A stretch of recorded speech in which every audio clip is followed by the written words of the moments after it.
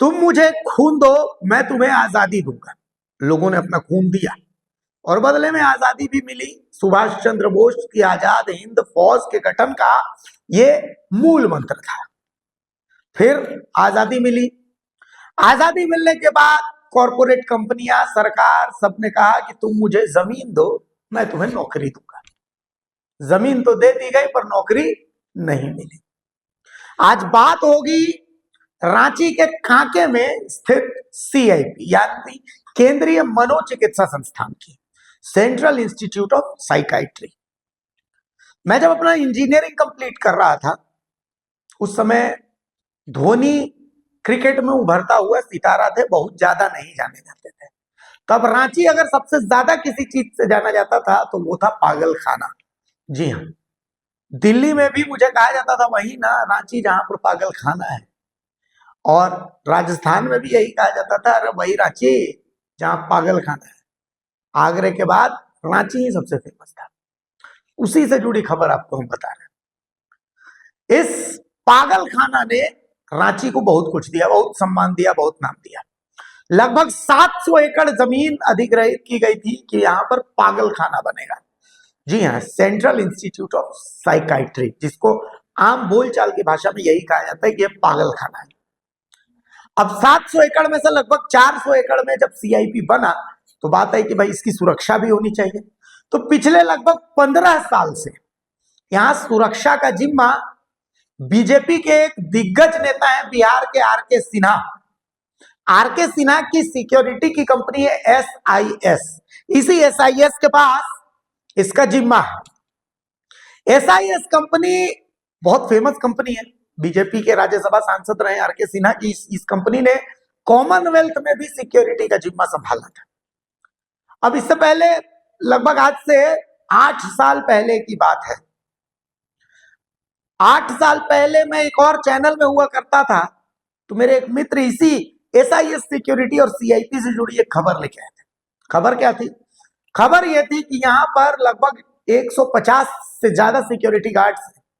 इन security guards के लिए दिल्ली से जो पैसा मिलता है वो पैसा लगभग 25,000 के आसपास मिलता है, लेकिन रांची पहुंचते पहुंचते वो पैसा 12,000 से 13,000 में रुक जाता है। मतलब सिक्योरिटी गार्ड्स को यहाँ पर 12 से 13,000 रुपए मिलते हैं। तो खैर ये लोकल लोग हैं जिन्होंने अपनी जमीनें दी हैं, तो लोग खुश थे कि चलिए जीवन चल रहा है।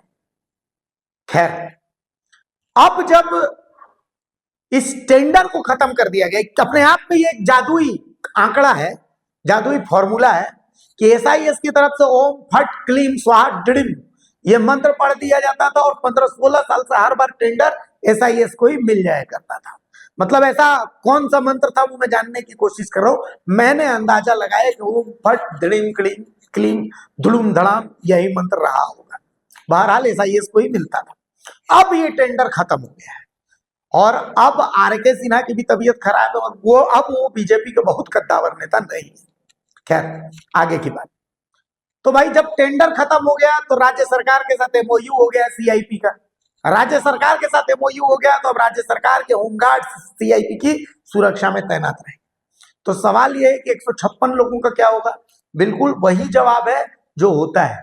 जल जंगल जमीन वाले इस झारखंड में वो 156 लोग बेरोजगार हो गए। 15-16 साल यहां नौकरी करने के बाद बिना कारण बताए उनको हटा दिया गया।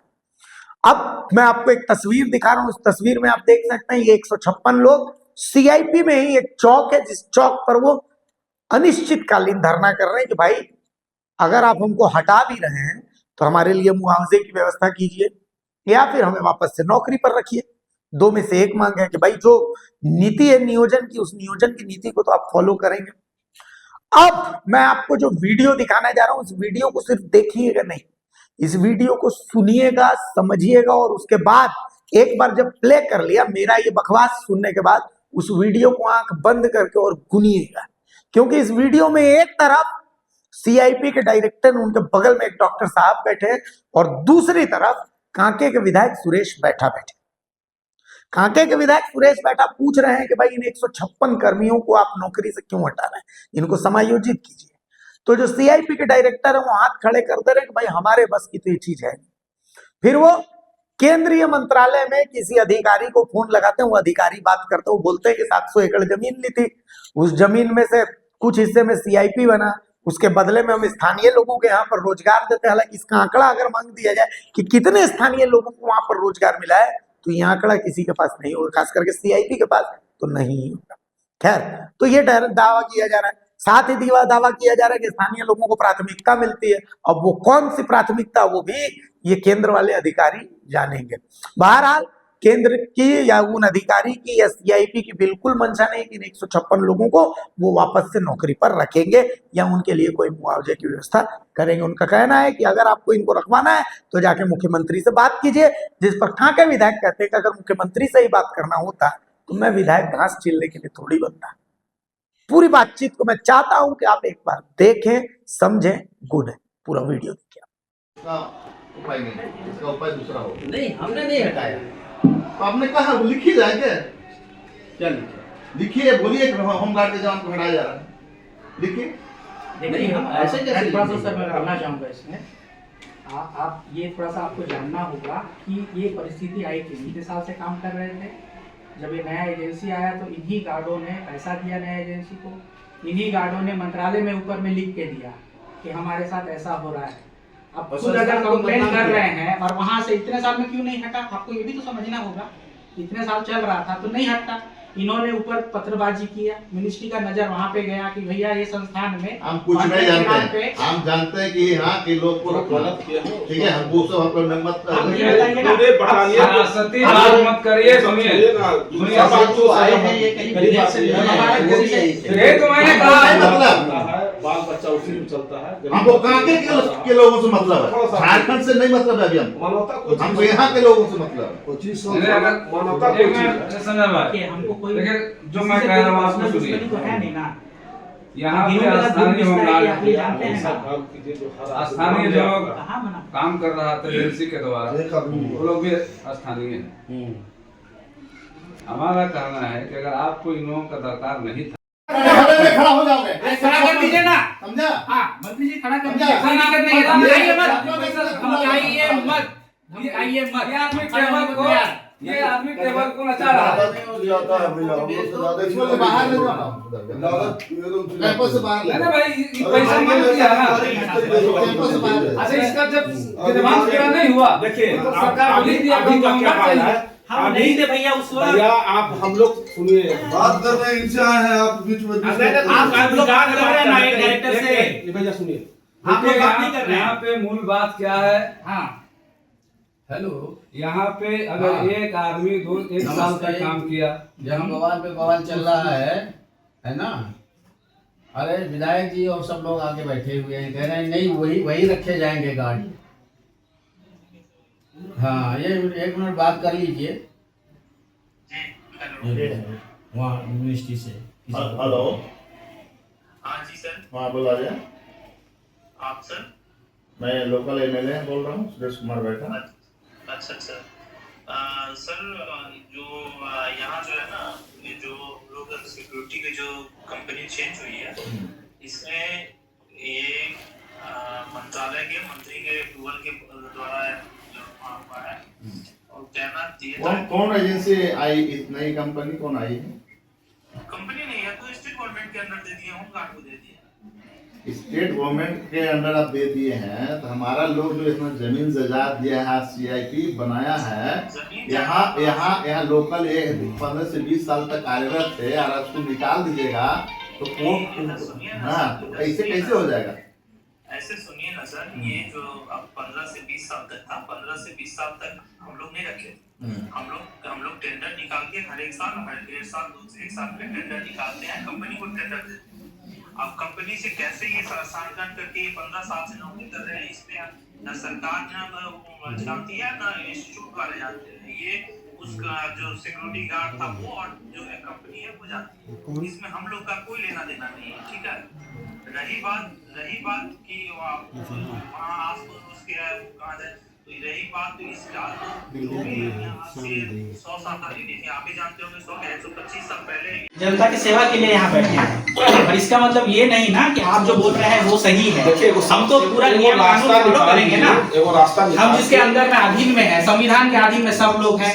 नियम कानून पूरा भारत सरकार का है। ऐसा तो नहीं है भारत सरकार के बाहर चले जाएंगे। संविधान का नियम यह है कि जो आपके बीच निरीह परिवार गरीब अगर 156 का चूल्हा जल रहा है तो उसको बंद कर देंगे। आप ये समझिए, संविधान का नियम होता है, परमानेंट एम्प्लॉय होता है, कॉन्ट्रेक्चुअल एम्प्लॉय होता है, कैजुअल एम्प्लॉय होता है, जो श्रेणी श्रम कार्यालय ने दिया है। सब जानते हैं। हाँ, तो जब उसमें नहीं बैठते हैं, क्या कहना आपको? देखिए क्या कहना बताओ? देखिए आप फिर क्या कहना आपको? हम ये कह रहे हैं कि इन लोगों को आपको क्या कहना, ये लोग रखना कि नहीं रखना? आप रखिए, पगार आप दे दीजिए, हमको कोई दिक्कत नहीं है। यहाँ से हमारा जाने दो, भागो। हम क्यों जाएंगे? भागो यहाँ से। हमारा नौकरी करने वाले हैं क्या? डॉक्टर बन जाएंगे क्या? आप ऐसा बात मत बोलिए हमारे सामने, ठीक बात नहीं है। हम भारत सरकार के कर्मचारी हैं, अपना ड्यूटी निभा रहे हैं। ऊपर से जो मंत्रालय से आ रहा है, हम अपने जेब से या डायरेक्टर सर अपने जेब से नहीं कर रहे हैं। हम अभी भी बोल रहे हैं, सर ने उनको ऑप्शन भी दिया था, ये समझ लीजिए। सर ने बोला था कि उनको रखवाने के लिए भी हम जगह बना रहे हैं, उनके जहाँ दो कहीं नहीं, यही करेगा। उसको बनवा लेंगे। आप जो बना रहे उसको यही लोग भेज दीजिए। देखिए यहाँ पे माननीय यहाँ पे समझना होगा की बात होती है। अरे अप्रूवल भेज दीजिए ना, इतना दिन से काम कर रहा था। ये बताइए, देखिए सुनिए, एक मिनट बोलने दो।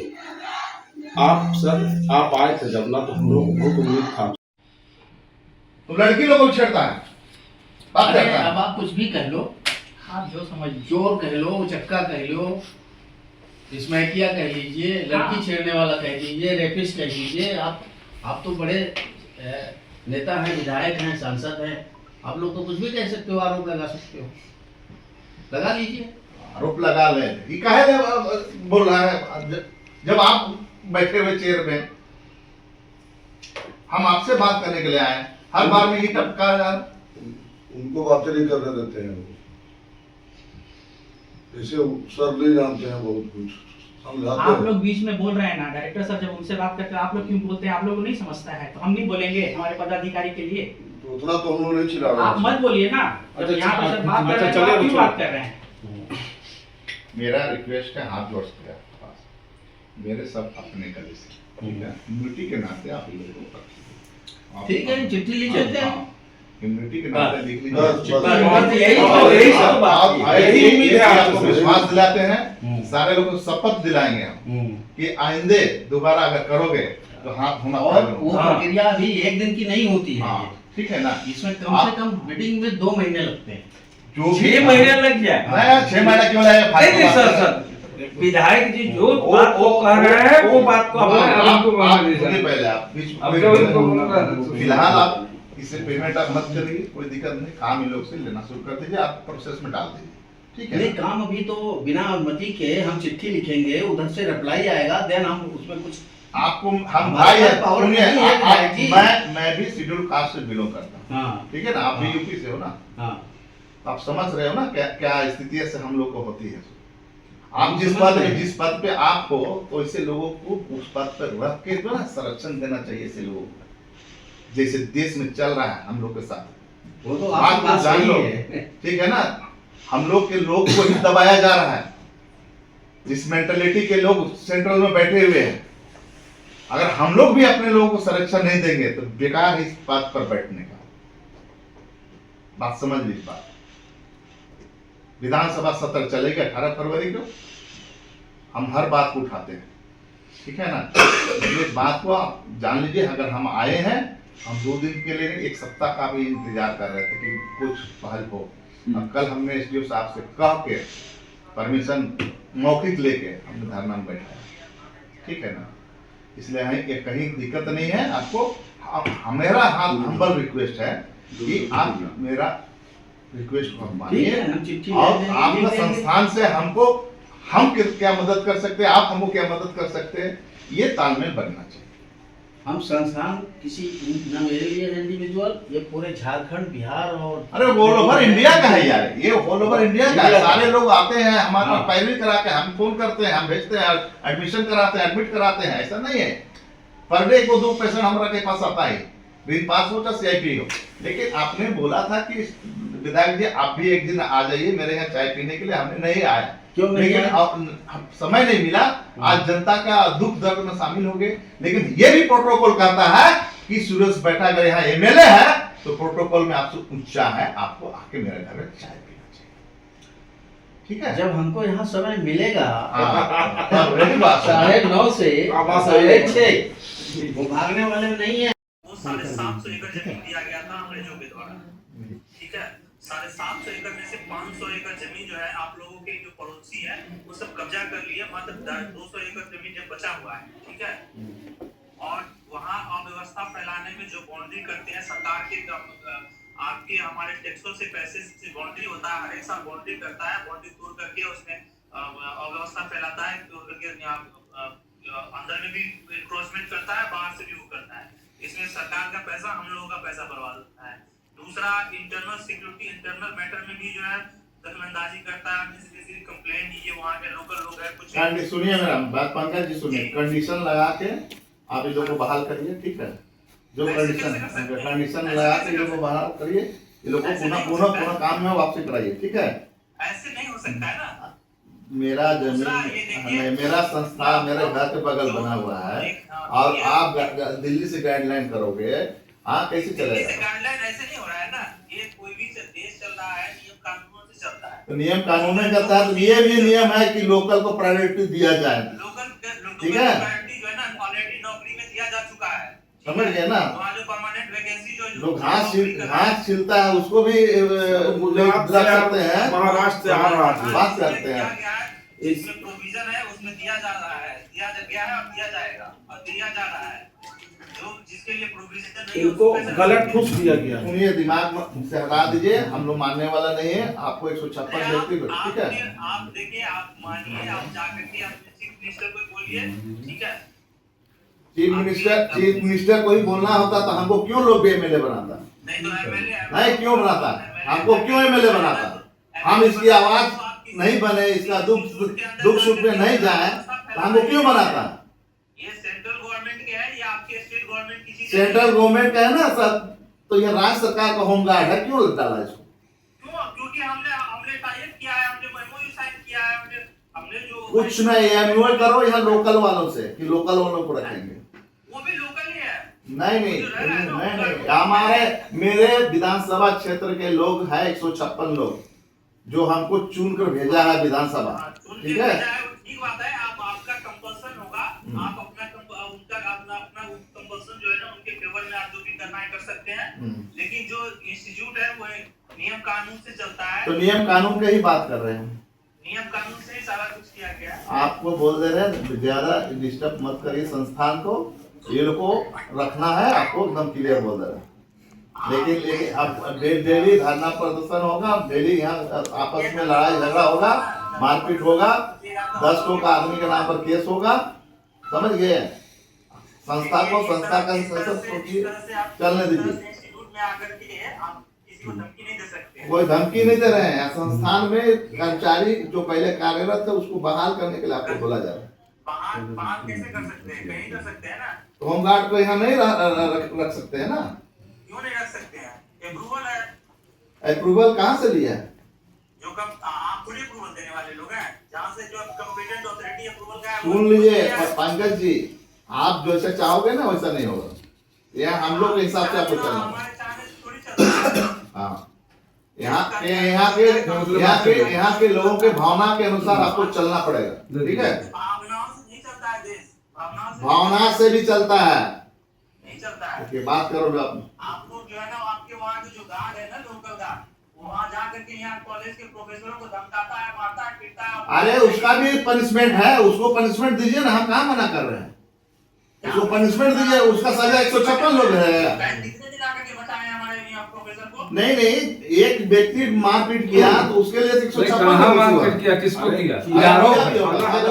कर दीजिए, उसके नाम में जेल भेज दीजिए। इतना बड़ा किसी गार्ड के कहाँ से हिम्मत हो जाएगा कि शासन है ना, बड़ा बड़ा FIR कीजिए, जेल जाएगा, गलत कर रहा तो। चलो कानून